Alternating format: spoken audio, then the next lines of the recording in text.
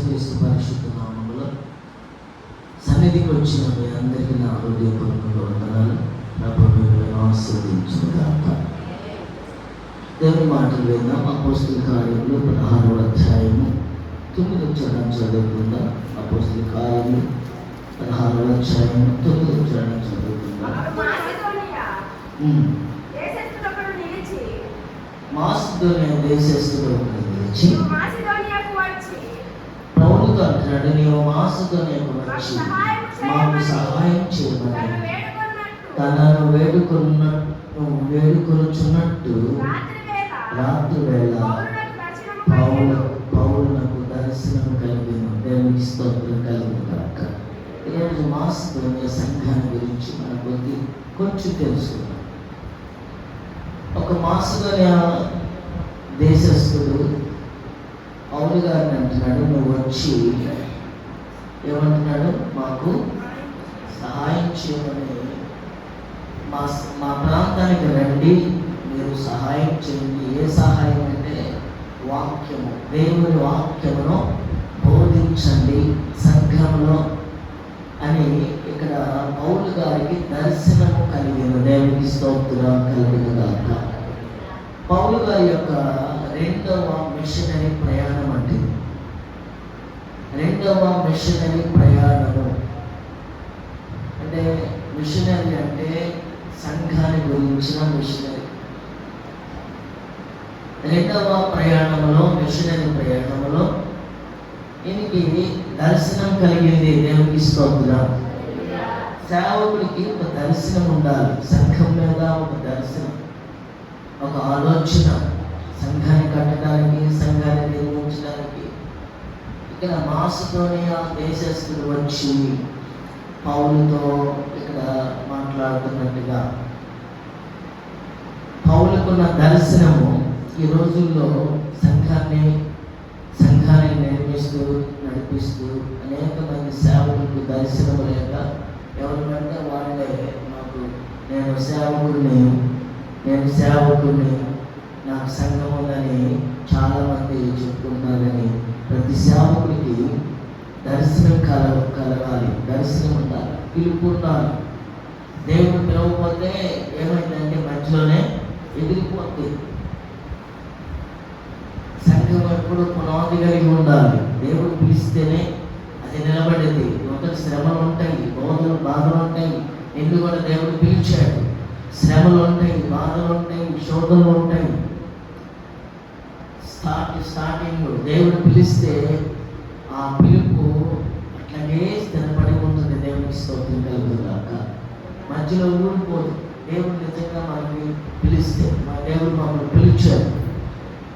పిలవకపోతే సంఘం మనము ఈ విధంగా ఉండలేము. ఎన్నో సమస్యలు, శోధనలు, సమస్యల మధ్య. అయితే నేను చెప్పొచ్చేది ఏంటంటే, మాసిదోనియా సంఘాన్ని గురించి చెప్పాలనుకుంటున్నాను. దేవునికి స్తోత్రం కలుగును గాక. హల్లెలూయా. ఈ సంఘము ఎవరి ద్వారా కడితే నిలబడిందంటే, దర్శనం ఉన్న సేవకుడు ఉన్న సంఘములో సంఘ బిడ్డలు ఆశీర్వదించబడతారు. ఎందుకంటే వారు నిరంతరం ప్రార్థన చేస్తూ ఉంటారు, క్రమం కలిగి ఉంటారు, సమయం ఉంటుంది, ఆలోచన ఉంటుంది. విశ్వాసులు చెప్పేది ఆలోచించి వారు చెప్పేది సరిగ్గా ఉందా లేదా ఆలోచిస్తారు. దేవునికి స్తోత్రం కలుగును గాక. అసలు సంఘం అంటే ఏంటి, సంఘములో మరి సంఘం ఎలా స్థాపించబడింది, సంఘంలో మరి ఉండవలసిన లక్షణాలు, మాసిదోనియా ఉన్న లక్షణాలు, మనం కొన్ని విషయాలు తెలుసుకుందాం. మొదటిగా కొరింథీయులకు రాసిన మొదటి పత్రికలో వెళ్దాం. కొంచెం చిన్న మెసేజ్, ఎక్కువ చెప్పను. కొరింథీయులకు రాసిన మొదటి పత్రికలో వెళ్దాం. మొదటి అధ్యాయము మొదటి 2 చరణాలు. ఇప్పుడు ఈ సంఘము ఎలా ఉండాలంటే, దేవుని చిత్తం వలన ఉండాలి. మొదటిది దేవుని చిత్తం వలన యేసుక్రీస్తు యొక్క అపోస్తలుగా ఉండటకు పిలువబడిన పౌలును సహోదరుడైన సోసైలేసును. అంటే ఇప్పుడు దేవుని చిత్త ప్రకారముగా మనం నడవాలి. దేవుని చిత్తానికి విడిచిపెట్టాలి. మన ఇష్టానుసారంగా సంఘంలో ఉన్న బిడ్డలు మనతో ఏ పని చేయబోతున్నా ఏం చేయాలంటే దేవుని చిత్తం ప్రభు అని ఆయన దగ్గర మనము అడగాలి. రెండో చరణం, కొరింథీలో ఉన్న దేవుని సంఘమునకు అనగా క్రీస్తు యేసునందు పరిశుద్ధపరచబడిన వారై పరిశుద్ధులుగా ఉండటకు పిలువబడిన వారికి మనకును ప్రభువుగా ఉన్న మన ప్రభు అయిన యేసుక్రీస్తు నామమున ప్రతి స్థలంలో ప్రార్థించు వారందరికీ శుభమని చెప్పారు. దేవుని స్తోత్రం కలుగునుగాక. పరిశుద్ధపరచబడాలి, పరిశుద్ధులుగా స్థిరపరచబడాలి. దేవుడు మనల్ని పిలిచిన దేవుడు ప్రతి స్థలంలో మనం ప్రార్థిస్తుంటే అక్కడికి వచ్చి ప్రార్థించుచున్నప్పుడు దేవుడు అంట మనకు శుభమని చెప్పబోతున్నాడు. దేవుని స్తోత్రం కలుగునుగాక. హల్లెలూయా. చాలా మంది సంఘాలు ఎట్లా ఉంటాయంటే సంఘంలో ఉన్న విశ్వాసులు ఇష్టంగా ఉంటారు. వాళ్ళ ఇష్టానుసారంగా జరుగుతుంది. పౌలు అంటున్నాడు ఇక్కడ, పౌలు ఏమంటున్నాడంటే పిలువబడిన వారు ఎలా ఉండాలంటే పరిశుద్ధులుగా ఉండాలి, పరిశుద్ధపరచబడాలి. విశ్వాసులుగా మీకు నాకు ఈ మాటలు, నన్ను దేవుడు పిలిచాడు, మిమ్మల్ని పిలిచాడు, మీరు ఎలా ఉండాలంటే పరిశుద్ధపరచబడి పరిశుద్ధులుగా ఉండాలి. అప్పుడు ప్రతి స్థలంలో ప్రార్థిస్తున్న ప్రతి స్థలంలో ప్రభు వస్తాడు. దేవుని స్తోత్రం. ఆయన చిత్తానికి మనము అప్పగించుకోవాలి. మొన్న నన్ను ఎవరో ఒక మాట అడిగితే, అమ్మ దేవుని చిత్తానికి ఇచ్చిపెడదాం, ప్రార్థన చేద్దాం, దేవుడు ఏం చెప్తే అది చేద్దాం. దేవుని స్తోత్రం. ఇప్పుడు నన్ను అడిగినప్పుడు నేను ఇదే మాట చెప్తాను, దేవుని చిత్తము, దేవుని చిత్తానికి విడిచిపెడదాం, ప్రార్థన చేద్దాం, ఆయన ఏం చెప్తే అది చేద్దాం. నువ్వు లేవనెత్తబడాలి, దీవించబడాలి, పరిశుద్ధపరచబడాలి, స్థిరపరచబడాలి, ఉండాలంటే దేవుని చిత్త ప్రకారం మనం నడవాలి. అదే అపోస్తలుల కార్యములు చదవండి 20వ అధ్యాయము. అసలు ఈ సంఘం అంటే ఏంటంటే 20-25 చదువుకుందాం.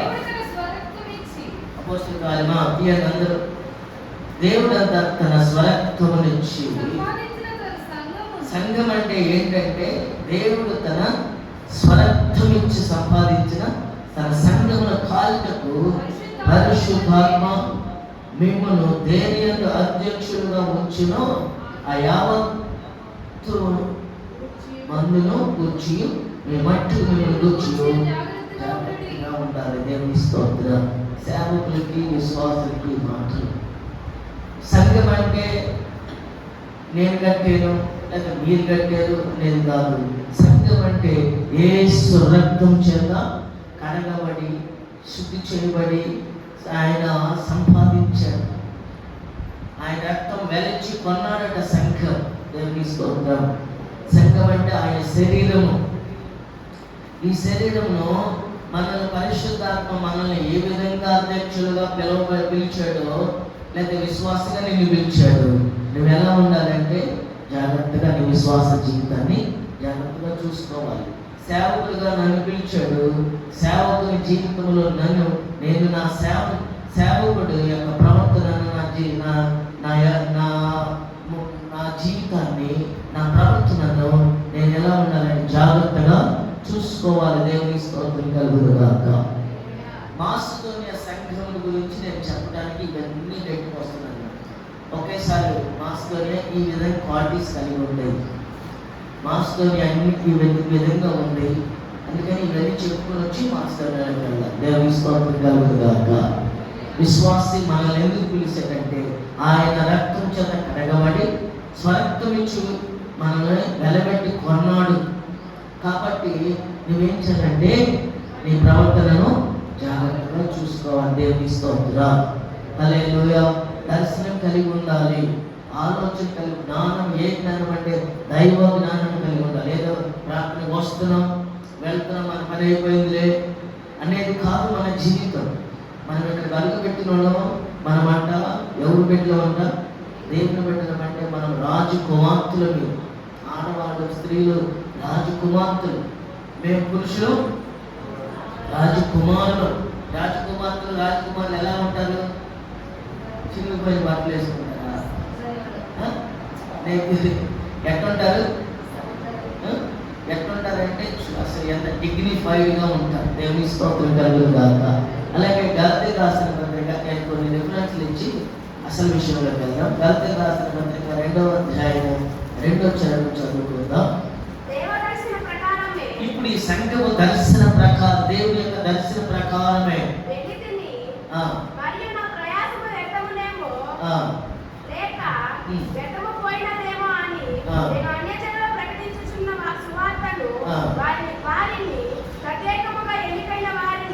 దేవ దర్శన ప్రకారమే వెళ్ళాను, మరియు నా ప్రయాసము వ్యర్థమవునేమో లేక వ్యర్థమైపోయినదేమో అని నేను అన్ని జనులలో ప్రకటించుతున్న సువార్తను వారికి ప్రత్యేకముగా ఎన్నికైన వారికి విశదపరిచింది. దేవుని స్తోత్రం.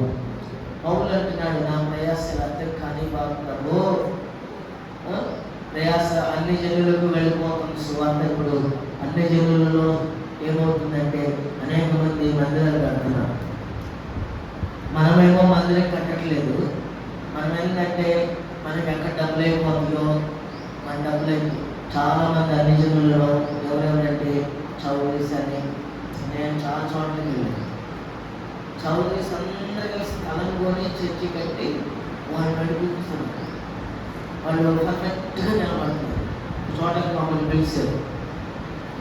పిలిస్తే వాళ్ళు స్థలం ఒకటి ఇచ్చారట. ఆ స్థలం ఆ రోజు శంకుస్థాపన ఒకసారి పిలిచారు. ఆ శంకుస్థాపన ప్రార్థన గుడికి పెట్టుకున్నారు. మన శంకుస్థాపనకి మనమైతే కొబ్బరికాయలు కొడతాం, కొంతమంది అందరు కాదు, ఇంకేదో 9 ధాన్యాలు వేస్తారు, ఇంకేదో చేస్తారు. అదేదో మామిడికాయలు, మామిడి ఆకులు. వాళ్ళు చౌదరీస్ అయింది. వాళ్ళు ఆ రోజు ప్రార్థన నూనె, కొబ్బరి నూనెని ప్రార్థన చేసి రక్తాన్ని ఏం చేశారు, ఆ పునాదులు వేసి తెలుగుతున్నారు. హల్లెలూయా.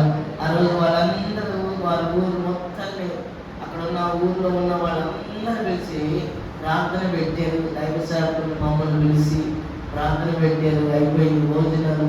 ఆ రోజు అయిపోయింది. మనలా మందిరం కట్టి మనలా సువార్త కూలికలు పెట్టారు. దేవుని స్తోత్రం కలుగును గాక. మనం ఏం చేస్తామంటే పల్లెల్లో ఉన్న చర్చిల్లో ఎన్ని డబ్బులు వ్యర్థంగా ఖర్చు పెడుతున్నారు. సువార్త కూలికలు పెట్టి వాటికి ఖర్చు పెట్టి సువార్త ప్రకటించడానికి అది మంచిదని, పండుగలను పెట్టి అపరిశుద్ధముగా పాపముతో కూడిన ఆటపాటలతో తాగుతూ చందాలు పోగేసి ఆ డబ్బులు ఏం చేస్తున్నారు, వ్యర్థమైన వాటికి ఖర్చు పెడుతున్నారు. యేసు రక్తం చేత, స్వరక్తం చేత సంఘాన్ని దేవుడు ఏం చేశాడంట, కొన్నాడు. ప్రతి రూపాయి పాపానికి ఖర్చు పెడితే నేను దేవుని సొమ్ముని పాపానికి ఖర్చు పెట్టకూడదు. దేవునికి స్తోత్రం కలుగును గాక. హల్లెలూయా. మాసిదోనియా సంఘం గురించి నేను చెప్పబోతున్నాను. మరి ఇక్కడ రాయబడిన మాటలు జాగ్రత్తగా మనం పరిశీలిస్తే ఇది దైవ దర్శన ప్రకారముగా కట్టబడింది. ఇక్కడ ఈ వాక్యము మన దగ్గర నుంచి దూరం వెళ్ళిపోకూడదు. మొదట మీ దగ్గరకే, దేవుని బిడ్డలకే తీసుకొచ్చాడట పౌలు. దేవునికి స్తోత్రం. మీరు వినాలి. కొంతమంది వినలేదంట, అప్పుడు అన్ని జనుల్లోకి వెళ్ళిందంట. మొదటగా మీకే విశుద్ధ పరిచితున్నాడు, అంటే విస్తరింప చేసి మాట్లాడాను. మనం ఏం చేస్తున్నామంటే వాక్యం వచ్చేసరికి నిద్రపోవటము, వాక్యానికి వచ్చేసరికి ఏదో ఆలోచనలు ఉండటము, లేకపోతే ఎన్నా ఏడే వదిలేసేయటము జరుగుతుంది. మరి మనల్ని మోసగించుకుంటాం. ఇప్పుడు మేము వాక్యం లోతుగా చెబుతుంటే మీకు ఎంతుందంటే, మేము ఒక రకంగా రోజు వింటే ఈ మాటలు మరలా చెబుతూ బాగుండను. మీకు ఎంతుంటుందంటే, పూర్వ కుమారులంట దేవుని సన్నిధికి వెళ్ళి నేను వాక్యం వినడానికి ఎప్పుడు దొరికిద్దని తహతహలాడేవాళ్ళట. అందులో ఉన్న మాధుర్యాన్ని మీరు పట్టుకోవాలి. దేవుని స్తోత్రం కలుగును గాక. అలాగే గలతీయులకు రాసిన పత్రికలో అపోస్తలుల కార్యములు 18వ అధ్యాయము తీయండి. అపోస్తలుల కార్యములు 18వ అధ్యాయము అందరు తీయండి. 18వ అధ్యాయము 5వ చరణం చదవండి. సీలయు, తిమోతియు మాసిదోనియా నుండి వచ్చినప్పుడు పౌలు వాక్యం బోధించుటయందు ఆతురత గలవాడై యేసే క్రీస్తుని యూదులకు దృఢముగా సాక్ష్యం ఇచ్చుచుండెను. ఆమేన్. ఈ రోజున మరి వాక్యం వినడానికి ఎలా ఉందంటే, వాక్యము అన్ని అనేక సంఘాలలో పాటలు 20 పాటలు పాడి మనుషులు రాలేదు, విశ్వాసం రాలేదు, సంఘంలో ఉన్న అందరు రాలేదని పాడి 20 పాటలు పాడిన తర్వాత వాక్యం ఎంతసేపు ఉంటుంది? ఎంత ఉంటుంది? 10 నిమిషాలు. ఆటలు తక్కువ ఉండాలి, వాక్యం ఎంత ఉండాలి? ఎక్కువ ఉండాలి. ఎందుకంటే వాక్యమే మనలను, నీ వాక్యమే బ్రతికించేది. పాటలు ఒక పాట మాత్రమే, పాటలు లేవద్దని నేను అంటలేదు, పాటలు ఉండాలి. అవయవాలు అన్ని కావాలి, మన శరీరంలో అవయవాలు కావాలి, కాళ్ళు చేతులు కావాలి, ఇంకా కళ్ళు కావాలి, నోరు కావాలి, తినడానికి వినడానికి చెవులు కావాలి, వాసన పీల్చుకోవడానికి ఉప్పు కావాలి, అన్ని లోపల ఉన్న లేబర్లు కావాలి, అన్నీ కావాలి, ఊపిరితిత్తులు కావాలి, గుండె కావాలి. గుండె ప్రథమమైనది, అవయవాలన్నిటిలో గుండె ప్రథమమైనది. గుండె లేకపోతే కాలు లేకపోయినా ఎట్టగట్ట బతుకోవచ్చు. దేవుని స్తోత్రం కలుగుగాక. ఈరోజున సంఘం అంటే ఏమని ఆలోచిస్తున్నారంటే, క్రికెట్ ఆడే గ్రౌండ్ లాంటిదో, లేదా మార్కెట్లో యార్డు లాంటిదో, అంటే అట్లా మాట్లాడుకోవడం. ఇక్కడ సంఘానికి వచ్చినప్పుడు ఎలా ఉండాలంటే, నీవు నీ దేవుని సన్నిధికి వచ్చేటప్పుడు నీ ప్రవర్తన ఎట్లా ఉండాలి? నీవు దేవుని మందిరానికి వచ్చినప్పుడు నీ ప్రవర్తన జాగ్రత్తగా చూసుకోవాలి. కొంతమంది అక్కడే మాట్లాడేసుకుంటారు, అక్కడే ఫోన్లు మాట్లాడతారు, అక్కడే అసలు ఫోన్ కట్టేయాలి. దేవుని సన్నిధికి వచ్చి ముస్లిమ్స్ చూడండి, మహమ్మదీయులు చూడండి, ఏం చేస్తారు? వాళ్ళు ఏం చేస్తారు? లోపలికి వెళ్ళేటప్పుడు వాళ్ళు దుస్తు లాంటి వాడు ఫోన్ చేసినా సరే, సీఎం చేసినా సరే, పిఎం చేసినా సరే ఫోన్ ఎత్తరాడు. వాళ్ళు అంతసేపు ఫోన్ ఎత్తారు. మీరు ఎప్పుడైనా గమనించి, బయట ఉన్నప్పుడన్నా ఫోన్ ఎత్తుతారేమో కానీ లోపలికి ఇచ్చినాక ఫోన్ ఎత్తరు. అందులో వాళ్ళు అక్కడ దేవుడు, అసలు దేవుడు అంటే దేవుడు ఉన్నాడని భయపడుతున్నారు. మనకు అసలైన దేవుడు అబ్రహాము సంపాదించుకున్న దేవుడిని మనం సంపాదించుకున్నాం. కానీ ప్రార్థనకు వచ్చి మనం ఏం చేస్తున్నామంటే దేవుని మందిరంలో ఇష్టానుసారంగా జీవిస్తున్నాం. అందుకే మనం ఎదగలేకపోతున్నాం. మనం అందుకే ఆశ్రయించం. ఎందుకని నేను ప్రార్థనకి వెళ్తున్నాను కదా, దేవుని మందిరంలో నేను అన్ని చేస్తున్నాను కదా అని అనుకుంటున్నాం.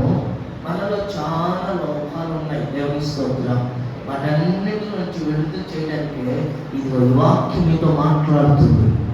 ఈరోజు నువ్వు సరి చేసుకుంటే ఇంకొక 20 నిమిషాలు లేదా కొద్ది నిమిషాలతో ముగిస్తాను. ఈ విలువైన మాటలను మీరు చక్కగా హృదయంలో పెట్టుకోండి. ఈ రోజు నుంచి మీ దశలను దేవుడు మార్చబోతున్నాడు. అదే అపోస్తలుడు పౌలు గలతీయ సంఘానికి రాస్తూ పత్రిక 1వ అధ్యాయము గలతీ సంఘానికి రాస్తూ తీయండి అందరూ. గలతీ సంఘానికి 1వ అధ్యాయం తీయండి అందరూ.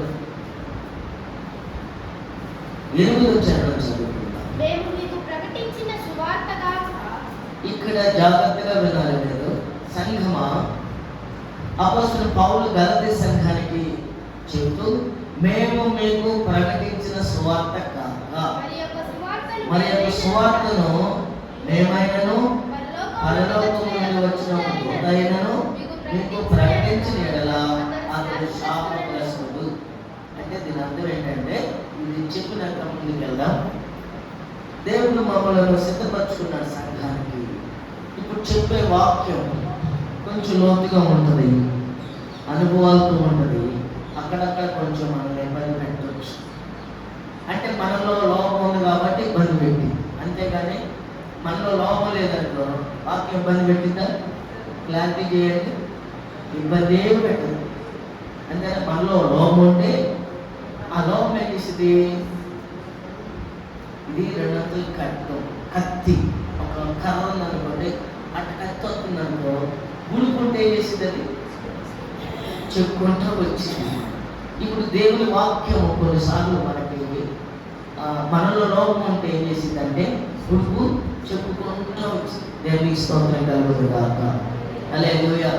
ఇప్పుడు దేవుని వాక్యం మరి ఒకరు వచ్చి మీరు ఎక్కడికో వెళ్తారు, లేకపోతే అందుకనే ఒక సేవకుని మీరు దేవుని సేవకుడుగా ఏర్పరిచినాక మరి ఒక బోధ వింటే తర్వాత ఏమైందంటే ఆ బోధ ఈ బోధ అర్థం కాక మీరు కన్ఫ్యూజ్ అయిపోతారు.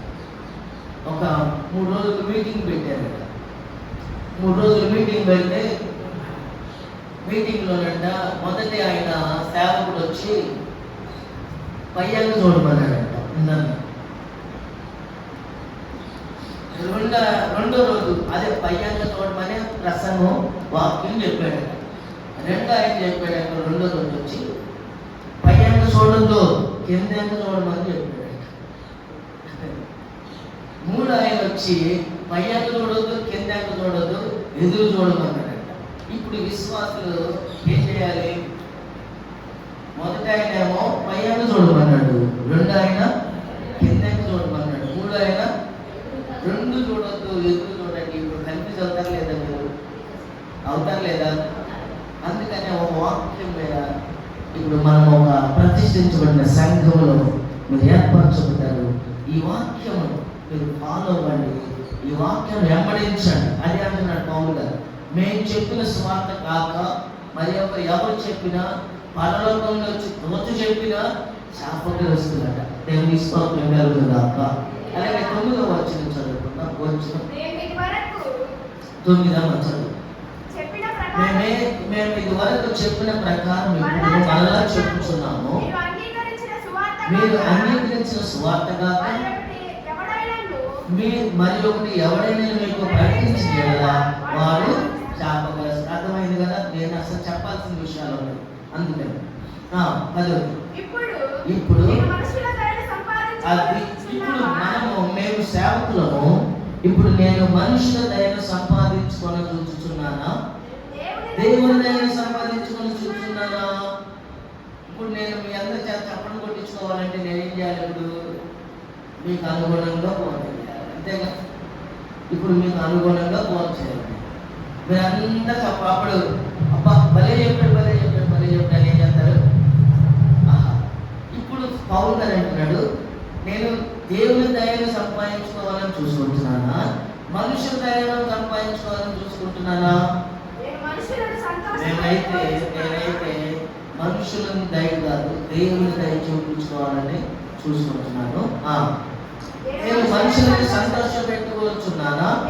నేను ఇప్పటికీ మనుషులను సంతోష పెట్టుకోవాలంటే క్రీస్తు దాసుడను కాను. ఇప్పుడు మీకు ఇష్టమైన బోధ నేను చేస్తాననుకో, అప్పుడు మీరేమవుతారు?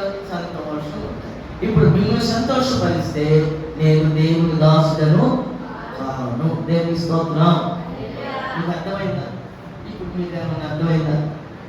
పౌలు గారు అంటున్నాడు గలతీ సంఘానికి ఏమని చెప్తున్నాడు? మిమ్మల్ని సంతోషపరిచేవాడనైతే నేను దేవుని దాసుడను, క్రీస్తు దాసుడను కాను. మీకు అర్థమైందా?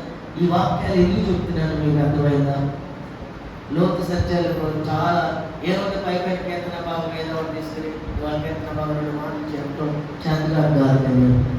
లోపల సత్యం ఈరోజు మీరు తెలుసుకోకపోతే, ఒక ఆమె ప్రార్థనకు లేట్గా వచ్చింది. ఒక ఆమె అందరూ పాటల టైంలో ఉంటారు, టైంకి పాటలు పాడతారు. వాళ్ళకి ఇచ్చిన సమయం ఇప్పుడు నేను పిలిచినట్టుగానే సేవకుడు పిలుస్తాడు. పిలిచామా మనం ఒక అరగంట పెట్టుకున్నాం. మనమైతే అరగంట పాటలు. ఈ అరగంటలో ఎవరు ముందు వస్తే నేను చూస్తాను, 3-4 పాడతారేమో అని గమనించి 4 పాటలు 3 పాటలు. ఆ టైంకి 30 నిమిషాలలో 3 పాడవచ్చు, 4 పాడవచ్చు, అయిపోతుంది. నేను కరెక్ట్గా 6:30కి కీర్తన భాగం ఉంటుంది. మీకు తెలిసి ఉండాలి, కీర్తన భాగం 6:30కి 7 గంటలకి ఖచ్చితంగా వాక్యము 7:50 దాకా వాక్యం, 10 నిమిషాలు చివర ముగింపులో ఉంటుంది. ఒక సంఘంలో ఒక ఆమె ఆ రోజుల్లో, పాత రోజుల్లో అందరూ మనలాగే వ్యవసాయం చిన్న చిన్న పనులు చేసుకునేవాళ్ళు. అందులో ఒక ఆమె ఒక కండక్టర్ భార్య అంట, కండక్టర్ గారి భార్య అంట. అప్పట్లో కండక్టర్ ఉద్యోగస్తులు కదా, కొంచెం సేవకుడు అందరికి ఇచ్చిన తర్వాత అయిపోయింది, పాట కార్యక్రమం అయిపోయింది, కీర్తన భాగం చదువుకున్నారు, అయిపోయింది. సేవకుడు వాక్యం చెప్పడానికి నిలబడి వాక్యం చెప్పుకుందామని నిలబడేసరికి అప్పుడు వస్తుందంట ఆమె. ఎప్పుడు ఎన్ని కార్యక్రమాలు అయిపోయినాయి? మొదటి ప్రార్థన అయిపోయింది, రెండవది పాటలు అయిపోయింది. మనకులాగా అరగంట కాదు, గంట పైన మన దగ్గర టైం ఉంటుంది. పాటలు అయిపోయినాయి, సాక్ష్యాలు అయిపోయినాయి, ఆరాధన అయిపోయింది. ఎప్పుడు వచ్చింది? వాక్యానికి లేచినాక ఆ సేవకుడైనా అయిపోయినాక కానుకలు పరిచర్య ఉంటుంది కదా, ఆ టైంలో వేయద్దు. ఈయనేం చేస్తాడు? మన మధ్యలో ఉన్న వచ్చి కూర్చున్నట్టు, ఎక్కడ వెనక కాదు, ఆలస్యంగా వచ్చి ఆడ కూర్చుంది, ముందు లైన్లో కూర్చుంది. మన మధ్యలో ఉన్న కండక్టర్ గారి భార్య వచ్చి ఒక పాట పాడింది. పాట పాడగానే చక్కగా ఈయన కూర్చునేగా వాక్యం ఆపేసి ఆచార పాట పాడింది. కండక్టర్ గారి భార్య ఆమె చేసింది, పాటలు పాడుతుంది, మొదలేసింది. అప్పుడు వాళ్ళ ముందు కూర్చున్నాడు, అక్క ఈ పాట పాడాడు. ఎందుకంటే ఆమెకు రాలేదు కదా, ఆమెకేం తెలుసు ఏ పాట పాడారు?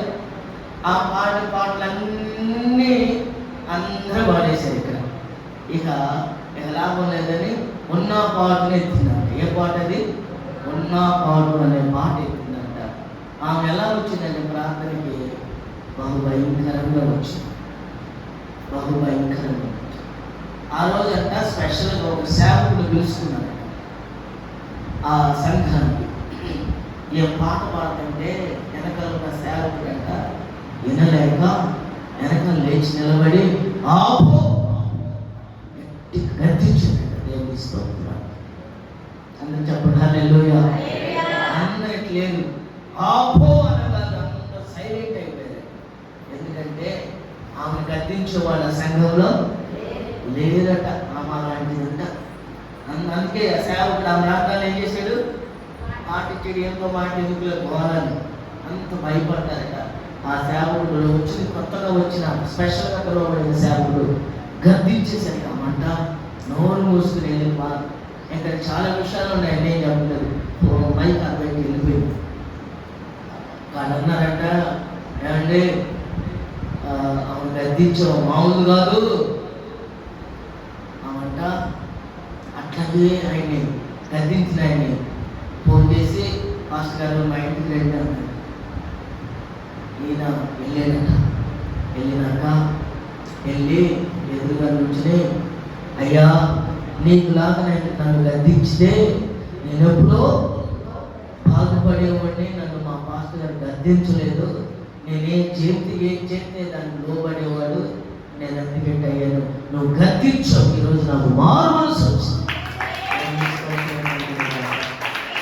ఈరోజు నాకు వచ్చింది మారు మనసు కలిగింది, పశ్చాత్తాపం కలిగి, అంటే దేవుని సన్నిధిలో ఇలా ఉండకూడదు నమ్మల అని ఈరోజు తెలుసుకున్నాను. దేవుని స్తోత్రం చెప్పండి. ఇప్పుడు మనుషులు సంతోషపరచాలా, దేవుని సంతోషపరచాలా? ఇప్పుడు ఆమె గద్దించకపోతే ఆమె ఏం చేసింది? అలాగే మనము దేవుని వాక్యం గద్దించాలి. దేవుని స్తోత్రం. మనసి 1:8 అదే ఉంది, ప్రతి మనుషునికి బుద్ధి చెప్పాలి. దేవునికి స్తోత్రం కలుగుగాక. చదవండి 16వ అధ్యాయం, అపోస్తలుల కార్యములు 16వ అధ్యాయము, తిమోతి గురించి రాయబడింది. మొదటి చరణం చదువుకుందాం. అపోస్తలుల కార్యములు 16వ అధ్యాయము. పౌలు దెర్బేకును లుస్త్రకును వచ్చాడు. అక్కడ తిమోతి అనే ఒక శిష్యుడు ఉండేవాడు. అతను విశ్వసించిన ఒక యూదురాలి కుమారుడు, అతని తండ్రి గ్రీసు దేశస్థుడు. దేవుని స్తోత్రం కలుగుగాక. తిమోతి గురించి చాలా చక్కగా రాయబడింది.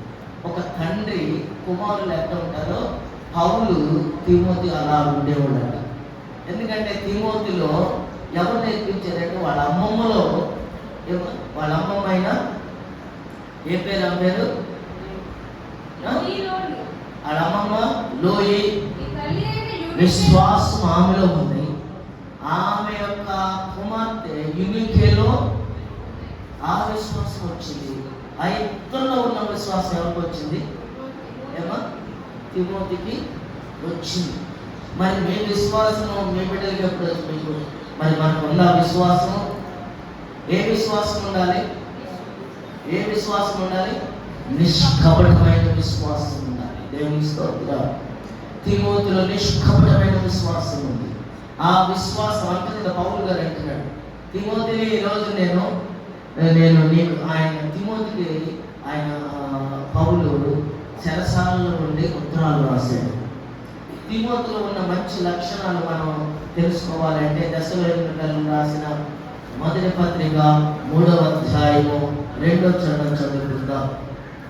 దశలోనికలు రాసిన మొదటి పత్రిక 3వ అధ్యాయము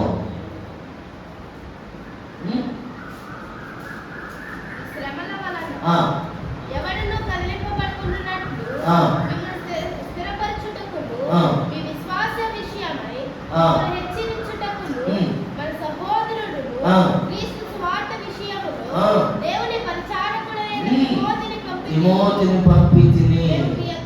మేము ఎంత ఉన్నప్పుడు మనము శ్రమను అనుభవించవలసిందని మీతో ముందుగా చెప్పింది కదా, అలాగే జరిగింది. ఇది మీకు తెలియను. ఇక్కడ శ్రమల వలన ఎవడును కదిలింపబడకున్నట్లు తిమోతిని పంపాడంట పౌలు గారు. దేవుని స్తోత్రం కలుగుగాక. అంటే సంఘము శ్రమ వచ్చినప్పుడు ఎట్టుండాలి? కదిలించబడకూడదు. సేవకుడు, మంచి సేవకుడు, మీకు ప్రతిష్ఠించబడిన సేవకుడు మీరు కలిగి ఉన్నారు. సంఘములకు ఇది మొదటి కావాలి. మంచి సేవకుడు, విశ్వాసము కలిగిన సేవకుడు ఉంటే మీరు కూడా ఎట్లుంటారు? నేను పిరిగోడు అనుకో, మీరు ఎట్లుంటారు చెప్పండి? పిరిగి మాటలే మీకు ఉంటారు. అమోదము. నేను ధైర్యం వస్తుంది అనుకో, నేను విశ్వాసం ఉందనుకో, నాకు మీకేం నేర్పుతాను? నేను విశ్వాసం. తిమోతిలో ధైర్యం ఉంది. సంఘము కదిలించబడకున్నట్లు తిమోతిని పంపించాడంట. తిమోతిలో ఉన్న మంచి లక్ష్యము సంఘాన్ని కదిలించుకుని ఉంచుతాడంట. దేవునికి స్తోత్రం కలుగుగాక. హల్లెలూయా, హల్లెలూయా. మనం త్వరగా వెళ్ళిపోదాం, టైం అయిపోతుంది. ఫిలిప్పీయులు రాసిన 2వ పత్రిక ఫిలిప్పీయులు రాసిన పత్రిక 2వ అధ్యాయము 20వ చరణం. ఫిలిప్పీయులు రాసిన పత్రిక 2వ అధ్యాయము 20వ చరణం. సంఘము క్షేమం కొరకు అదిగో తిమోతి అంట సంఘము ఎప్పుడు క్షేమంగా ఉండాలని ఎప్పుడు చింతిస్తూ ఉంటాడట. దేవునికి స్తోత్రం కలుగుగాక. హల్లెలూయా. అసలు తిమోతి ఎవరంటే సంఘము క్షేమం కొరకు ఎప్పుడు ప్రార్థన చేస్తూ ఉంటాడు, ఎప్పుడు చింతిస్తూ ఉంటాడు. మనుషుల ముందు మేము ముందు ప్రార్థన చేయకూడదు. మేము మా ప్రార్థనలో సంఘాన్ని గురించి గుర్తుపెట్టుకోకుండా, సంఘాన్ని గురించి ప్రార్థన చేయకుండా ఏ రోజు మేము ఉంటాం. మేము ప్రార్థన మొదలేసామంటే సంఘం కొరకు ప్రార్థించకుండా ముగించం. కానీ మీ ముందు చేయండి. ఎంతమంది ఏం చేస్తాం? ఒకళ్ళు వాట్సాప్ పెట్టి చేసామనుకో, ఎంత అయింది టైము? అందుకని ఇంటి దగ్గర చేస్తాం, మా పర్సనల్ ప్రేయర్లో చేస్తాం. దేవుని స్తోత్రం కలుగుగాక. మీకు వాక్యం బోధిస్తాం, ఆహారం పెడతాం, కావాల్సిన ఆహారం సమృద్ధిగా పెడతాం. అందరికి వెళ్ళిపోతారు. ఇప్పుడు నేను ప్రార్థన చేయ ఒక్కొక్కరు పేరు చెప్పి ఇప్పుడు ప్రార్థన చేసి ఎంత టైం అయింది? వాక్యం ఉన్నప్పుడు మీ గురించి ప్రార్థన చేయటమే సరిపోతుంది. ప్రార్థన ఇంటి దగ్గర చేయాలి. ఇక్కడ వాక్యాన్ని ఏం చేయాలి? మీకు పరలోకంలో దిగి వచ్చిన జీవాహారం మీకు బోధిస్తున్నప్పుడు మీరేమవుతారు? బలం పొందుకుంటారు. మీ క్షేమం కొరకు మేము ఇంటి దగ్గర ఏం చేస్తాం? ప్రార్థన చేస్తాం. అర్థమవుతుందా? అర్థం కాదు. ఇక్కడ మీరు భోజనం పెడితే మీరు బలవంతులు అవుతారు. మీ కృపాక్షేమములు మీకు కలుగుటకు మేము ఇంటి దగ్గర మా పర్సనల్ లేదా ఉపవాస కూతుల్లో ప్రార్థన చేస్తాం, దేవునికి స్తోత్రం. లేకపోతే శనివారం ప్రార్థనలో ఎట్లా ఆదివారం ఏంటంటే వాక్యం మీకు సమృద్ధిగా బోధించాలి. దేవునికి స్తోత్రం కలుగుగాక. హల్లెలూయా. ఇప్పుడు అపోస్తల కార్యాలకు వచ్చాము, దగ్గరకు వచ్చేసాం. ఒక 2 మాటలు మనం తెలుసుకుందాం. అపోస్తల కార్యాలు 16వ అధ్యాయం 19 నుంచి కొంచెం వచనాలు చదువుకుందాం.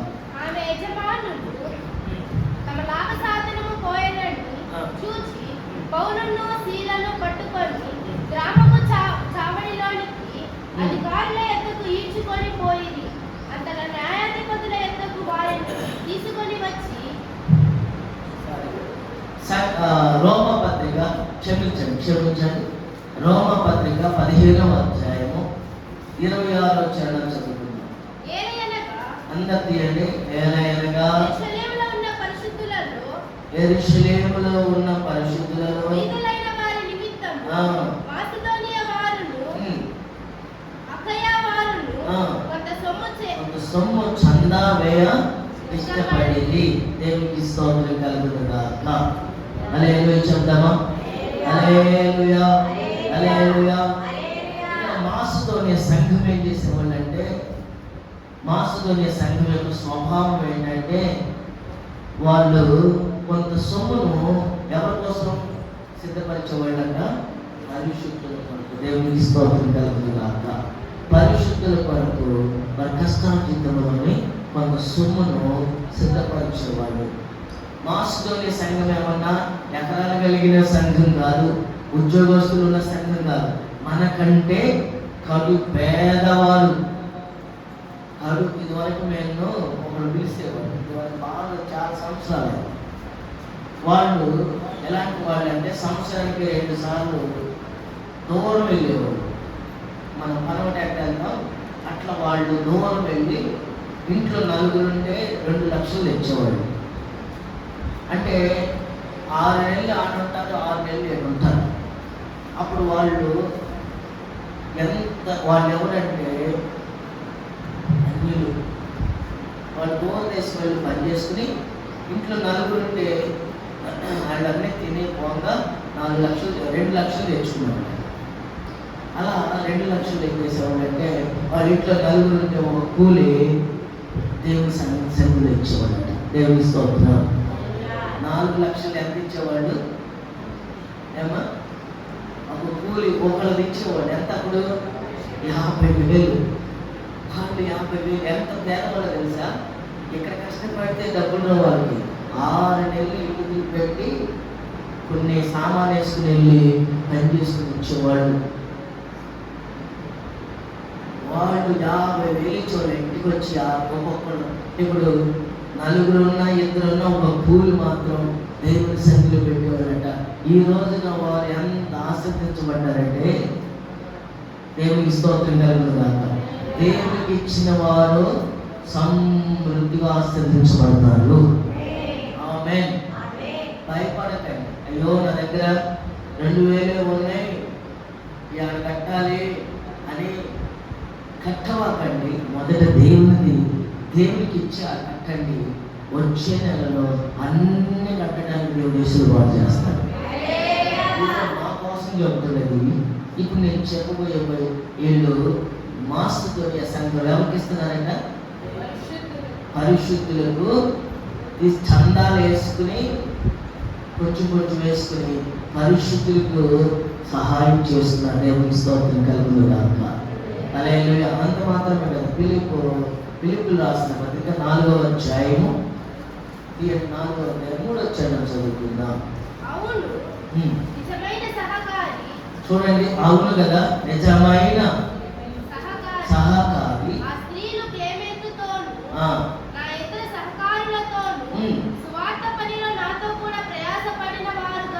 వారికి సహాయం చేయమని ఆ సహకారుల పేర్లు ఎక్కడ రాయమని చూడండి.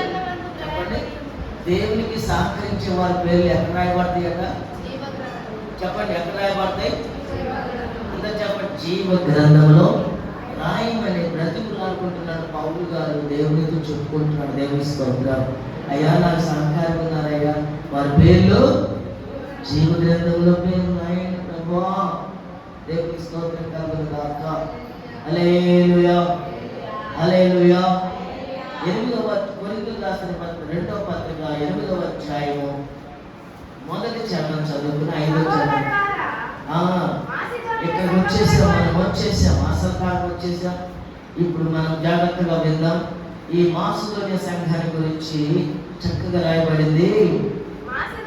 సహోదరులారా, మాసిదోనియ సంఘములకు అనుగ్రహింపబడిన దేవుని కృపను గురించి మీకు తెలియజేయుచున్నాము.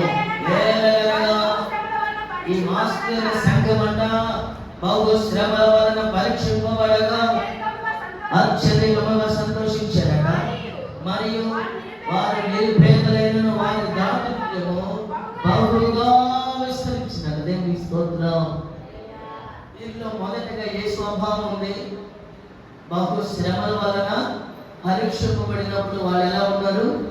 సంతోషిస్తున్నారు అత్యధికంగా. అంత మాత్రమే కాదు, వారి దాతృత్వము బహుగా, అంటే వారికి ఉన్న దానిలో దేవునికి ఎట్లా ఇస్తున్నారు? దాతృత్వము కంటే ధారాళముగా ఇస్తున్నారు. దేవునికి స్తోత్రం కలుగును గాక. ధారాళముగా అంటే ఏంటి? ధారాళముగా అంటే దేవునికి ఇవ్వటంలో కోల్గేట్ ఆయన ఉన్నాడు. కోల్గేట్ ఇప్పుడు ఈ రోజున మనము పేస్ట్ పెట్టి కలుగుతున్నాం కదా. ఆయన ప్రారంభంలో ఏం చేశాడంటే, ప్రారంభంలో దేవునికి 10% కాదు ఇచ్చింది, 90% ఇచ్చాడు. 10% కాదు ఇచ్చింది. అందరు నా వైపు చూడండి. ఏం నిద్రపోతారు అంటే ఎంత ఇచ్చేవాడట? కోల్గేటు తను దేవుడితో చెప్తుంది, ప్రభా నువ్వు నాకు ఇచ్చిన దానిలో 90% నీకు ఇస్తా, 10% నేను ఉంచుకుంటా అని ప్రభు దగ్గర ఒప్పుకుంటాడట. వడంబడిక చేసుకుని, వడంబడిక చేయటమే కాదు చేసుకుంటూ వచ్చాడట. కోల్గేట్ బాగా అభివృద్ధి అయిందట. దేవుని స్తోత్రం కలుగును గాక. ఈ మాటలు కట్టు కథలు కాదు, ఒట్టి మాటలు కాదు, జరుగుతున్నాయి. ఇక ఇలా జరుగుతూ ఉంది. ఆశ్రదించబడుతూ పోతారు. దేవుడు సమృద్ధికి ఇచ్చేస్తాడు. 90% నీదయ్యా, 10% ఆ 10% దేవుడు సమృద్ధిగా ఇచ్చాడట. ఎప్పుడైతే కొంతకాలం అయ్యి బాగా ఆశ్రదించబడినాకంట దేవుడికి ఇవ్వటం మర్చిపోయాడు. దేవుడికి ఇటు మర్చిపోయి వెంటనే కోల్గేట్ ఏమైందంటే, అప్పుడు ప్రతి ఇంట్లో ఉండేది, ఇప్పుడు ప్రతి ఇంట్లో లేదు. ఇప్పుడు ఎవరు ప్రతి ఇంట్లో ఏముంటుంది? ఎక్కువగా డాబరా. చూసారా? దేవునికి ఇచ్చిన నాలు, దేవుడితో వడంబడికతో ఉన్న నాలు, కట్టుబడి కలిగి ఉన్న నాళ్ళు దేవుడు వారిని ఆస్వాదిస్తూ వచ్చాడు. ఎప్పుడైతే దారి పండించాడో, మరి భార్య మాట్లాడాడు, ఎవరు మాట్లాడాడో, దారి మాట్లాడ ఏమైంది? ఆశీర్వాదం ఇంకోడు కొట్టుకుపోయాడు. దేవునికి స్తోత్రం. ఇప్పుడు చెప్పండి సంగమా, దేవుడు మీకు ఇచ్చిన దానిలో దారి మళ్ళించకుండా దేవునికి ఇవ్వండి. మాసిదోనియ సంఘం వలె బహుగా మీరు విస్తరించబడి ఆస్వాదించబడుగాక. అయితే వీళ్ళకి 5వ చరణం చదువుదాం. మాసిదోనియ సంఘానికి ఉన్న లక్షణం ఏంటంటే, దేవుడికి అప్పగించుకున్నారు. మొదటిగా మాసిదోనియ సంఘం మొదటిగా ఎవరికి అప్పగించుకున్నారు? దేవుని ప్రభువులకు అప్పగించుకున్నారు. అప్పుడు తర్వాత సేవకులకు అప్పగించుకున్నారు. దేవుని స్తోత్రం చెప్పుదామా? అందరూ చెప్పండి హల్లెలూయా, హల్లెలూయా. అంటే ఎవరికి అప్పగించుకున్నారు? చెప్పండి. దేవునికి అప్పగించుకున్నారు. రెండవది సేవకులకు అప్పగించి చెప్పడం లేదు, చెప్పరు. దేవునికి అప్పగించుకున్నారు. రెండవది సేవకులకు అప్పగించుకున్నారు. సంఘం ఎప్పుడు దేవునికి సేవకునికి మీరేం చేయాలంటే కరెక్టింగ్ కలిగి ఉండాలి, దగ్గర సంబంధం కలిగి ఉండాలి. అవసరం లేదు, మాకు ఉపయోగం ఉన్నాడు అనుకుని కుదరదు. ఇక్కడి నుంచి వెళ్ళకుండా ఆడికి వెళ్ళలేదు. కనెక్టింగ్ ఎక్కడ ఉంది? నేను ఈ సేవకుని ఎందుకు పెట్టానంటే, నువ్వు డైరెక్ట్గా ఆయన దగ్గరికి వెళ్ళిన ఇక్కడి నుంచి రమ్మంటాడు. ఓ ఆడికి వెళ్ళు, నువ్వు ఆడికి వెళ్ళినా ఈయన రావాల్సింది. దేవుని స్తోత్రం. మాసిదోనియ సంఘము దేవునికి అప్పగించుకుంది. రెండవది, సేవకులకు దేవుని చిత్తం పూర్తిగా దేవునికి సేవకులకు అప్పగించుకున్న వారు ఆశీర్వదించబడతారు. దేవునికి స్తోత్రం కలుగును గాక. హల్లెలూయా. ఎస్తేరు గ్రంథము 2వ అధ్యాయము 8వ వచనం చదువుకుని మనం ముగించేసుకుందాం. ఇక్కడ ఎస్తేరు ఆ దేశములో, ఎస్తేరు ఆర్ఫన్ అంటే దేవుడు తల్లి తండ్రి లేని అనాది దేశంలో అహష్వేరోషు రాజుకి రాణి కావాలని ప్రకటించబడి 127 సంస్థానాలలో ప్రకటించబడింది. ఈ ప్రకటన ఏం ప్రకటన అంటే, రాజుగారికి రాణి కావాలి. వస్తీకి బదులుగా, వస్తీ ఏం చేసి నిరాకరించింది, తీసి పడేసాడు, గర్వించింది, క్లోజ్ చేసాడు. ఇప్పుడు రాణి కావాలంటే 127 సంవత్సరాలలో ఈ నోటిఫికేషన్ విడుదలైనప్పుడు అందరు సిద్ధపడ్డారు. ఎవరు సిద్ధపడ్డారంటే, రాజుగారికి ఎవరు సిద్ధపడి ఉండాలి? రాజుగారికి ఎవరంట? ముసలమ్మ కాదు, ఎవరు? అలంకరింపబడిన వారు మాత్రమే సిద్ధపాటు కలిగి ఉంటారు. అందులో ఎస్తేరు కూడా సిద్ధపాటు కలిగి దేవుని స్తోత్రం కలుగును గాక. హల్లెలూయా. లక్షల మంది వచ్చారు. అందరికీ ఏ శంకుడైనా ఏ వశములో పెట్టింది. ఆయన కింద వీళ్ళందరూ నేర్చుకోవాలి. ఇప్పుడు రాజుగారి దగ్గరికి వెళ్ళాలంటే ఎవరి దగ్గర సిద్ధపరచబడాలి? చంద్రుడైనా ఏకే అకచుతారైన నా వైపు చంద్రుడైనా ఏకే కింద సిద్ధపరచబడాలి. ఇప్పుడు మీరు రేపు రాజుగారి దగ్గర, ప్రభు అయిన యేసు క్రీస్తు దగ్గరికి వెళ్ళాలంటే, సంఘం ఎత్తబడాలంటే ఎవరు ఆధీనంలో ఉండాలి? మీరు సేవకుల ఆధీనంలో ఉంటే. చంద్రుడైన ఏకనగా ఒక అర్థము పరిశుద్ధాత్ముడు, రెండవది సేవకుడు. ఈ 2 వస్తువులు అందరూ తనకిష్టానుసారముగా అలంకరించుకుని తన ఇష్టానుసారముగా నడిపించబడ్డారు 6 నెలలు. ఈ ఎస్తేర్ అయితే ఏగే చెప్పినట్లుగా చదవండి 15వ చరణంలో. అదే 2వ అధ్యాయము 15వ చరణం. తన కుమార్తెగా స్వీకరించుకొనిన తన పిన తండ్రి అయిన ఒకసారి 8వ చరణం చదవండి.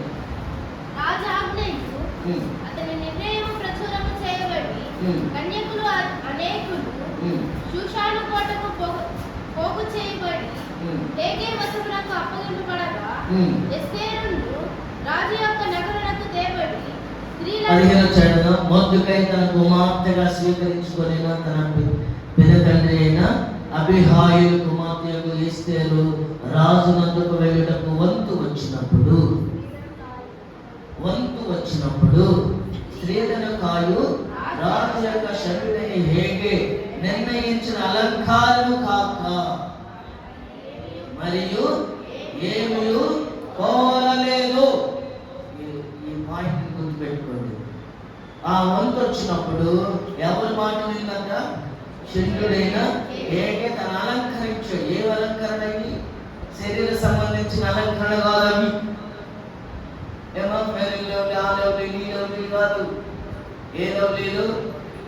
మారు మనసు అనే అలంకరణ, మరి బాప్తిస్మ అనే అలంకరణ, పరిశుద్ధాత్మ అనే అలంకరణ, వేరువారు జీవితం అనే అలంకరణ, దైవ స్వస్థత అనే అలంకరణ, పరిశుద్ధత అనే అలంకరణ, దేహ విమోచన అనే అలంకరణ. ఈ అలంకరణ పొందుకున్నాం. చంద్రుడని ఏకే చెప్పాడు. అందరూ వదిలేసి, ఈ 7 అలంకరణ వదిలేసి వాళ్ళు ఏం చేశారు? మేకప్ కిట్ తెచ్చుకుని, మేకప్ కిట్లు ఉంటాయిగా బాక్స్, రోజు కొట్టుకుని రెడీగా ఉన్నారట. రాజుగారి దగ్గరికి వెళ్ళే సమయం వచ్చినప్పుడు అందరూ ఆ అలంకరణతో వెళ్తే రాజుగారి తలెత్తి కూడుకోలేదట. దేవుని స్తోత్రం చేద్దామా? చేతులెత్తి స్తోత్రం చేద్దామా? హల్లెలూయా.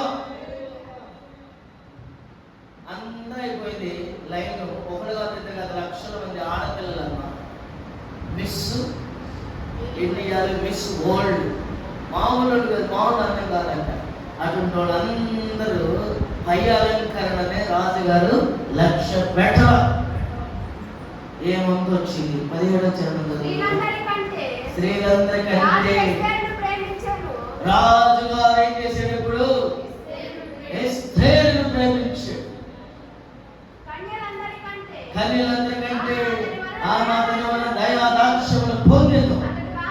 అతడు రాజ్య కిరీటం ఆమె తల మీద ఉంచి ఆమెను వస్తువుకి బదులుగా రాణిగా నియమించిన దేవుని స్తోత్రం కలుగును గాక. హల్లెలూయా, హల్లెలూయా.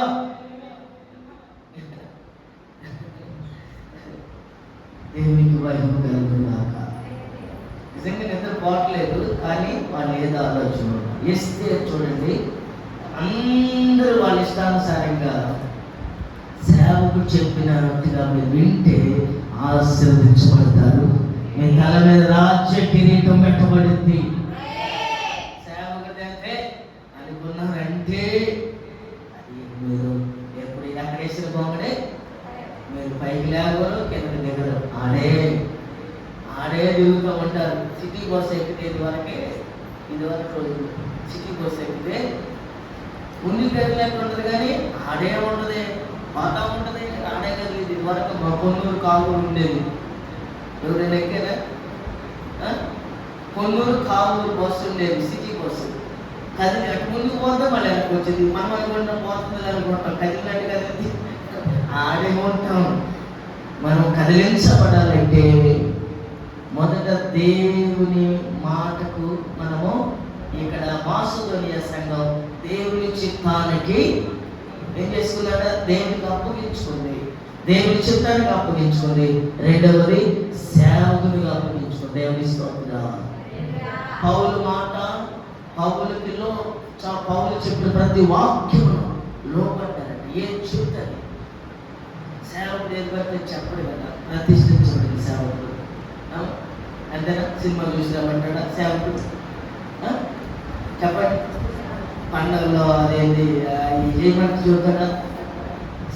ఎప్పుడు ప్రార్థించుదామా, ఉపవాసకుడికి పెడదామా, మీ కొరకు ప్రార్థించేద్దామా, వాక్యం చూద్దాం, ఇదే ఎప్పుడు కన్నీరు కాద్దామా, మోకాళ్ళు ఏమంటాము, మేము మిమ్మల్ని ప్రార్థించమంటాం, మోకాళ్ళు ఏమంటాం, వాక్యం చదవమంటాం, మీ పిల్లలకి వాక్యం చదివించుకోమని చెబుతాం. ఇవన్నీ ఎస్తేరు ఉంది కాబట్టి ఎస్తేరు తల మీద ఏం పెట్టబడింది? స్త్రీలందరికంటే రాజు ఎస్తేరును ప్రేమించిన కన్యకలందరికంటే ఆమె రాజుగారి దయాదాక్షంలో పొందుకుని నిర్మిస్తోందిగా. మరి అలాగా మనం సంఘంలో కూడా వ్యతిరేకతగా ఉండకూడదు. సేవకుడు ఎందుకు చెప్పాడు? ఒకవేళ మా దగ్గర లోపం ఉంటే దేవుడు ఏం చేస్తాడంటే 2 చంపలు అని మీకు ఒకటే, మాకు డబుల్ ధమాకా 2 అన్నింటిలో తేడా బడిగా ఊరుకోడు. వెంటనే మీకైతే లేట్ అయింది. దైవజనుడు మోషే చిన్న మాట్లాడాడు అంతే. అది పెద్దగా మనకు అది పెద్ద ఇదేం కాదు. మనకి బైబిల్ దేవుని వాక్య ప్రకారంగా దేవుడు ఒప్పుకోడు కదా మాటని. మనమైతే మనం అనే మాటలు ఇది పెద్ద లెక్కే కాదు. ద్రోహులారా అన్నాడు అంతే. దేవునికి అది ఇష్టమే. అంటే ఇప్పుడు మనం అనే మాటలకి లెక్క ఉంటుందో చూడండి. ద్రోహులారా వెంటనే చాలా యాక్షన్ తీసుకున్నాడు దేవుడు. దేవుని స్తోత్రం కలుగుగాక. హల్లెలూయా. కొరింథీయులకు రాసిన 2వ పత్రిక 8వ అధ్యాయము 1వ చరణం చదువుకుని, సహోదరులారా మాసిదోనియ సంఘములకు మనకు కూడా అదే కృప అనుగ్రహించబడును గాక. చెప్పండి. మాసిదోనియకు ఉన్న కృప, చెప్పండి, మాసిదోనియకు ఉన్న అనుగ్రహింపబడి ఉన్న కృప ఈరోజు మన సంఘానికి అనుగ్రహింపబడును గాక. సంఘంలో నాకు అనుగ్రహింపబడును గాక. మనము హృదయపూర్వకంగా వెళ్తున్నామా? ఈరోజు ఊరికి చెప్పమన్నారు చెబుతున్నామా? ప్రతి దానికి లేకపోతే దేవుడి దగ్గర చెప్పేది ఏదో మనం ఏదో అర్థంగా చూద్దాం. మాసిదోనియ సంఘము కడు పేదవారైనప్పటికీ కూడా వారు దేవుని చిత్తాన్ని విడిచిపెట్టాల, సేవకుని మాటను వైదొలగకుండా ఉన్నారు. కాబట్టి వారు బహుశ్రమలు వచ్చినను, శోధింపబడినను వారంట అత్యంతగా సంతోషించారు. దేవుని స్తోత్రాలు. అంత మాత్రమే కాదు, వాళ్ళు కొంచెంలో నమ్మకం ఉన్నారు. పరిశుద్ధులకు వారిని చందా వేసుకుని దేవుని సేవకులకు సహాయం చేస్తూ ఉండేవారంట. దేవునికి స్తోత్రం. దేవుడి మాటలకు మన హృదయంలో అంటే దేవుని యొక్క సేవకుడికి ఏం కలిగి ఉండాలంట? మొట్టమొదటిగా దర్శనము. దేవునికి స్తోత్రం కలుగును గాక. హల్లెలూయా.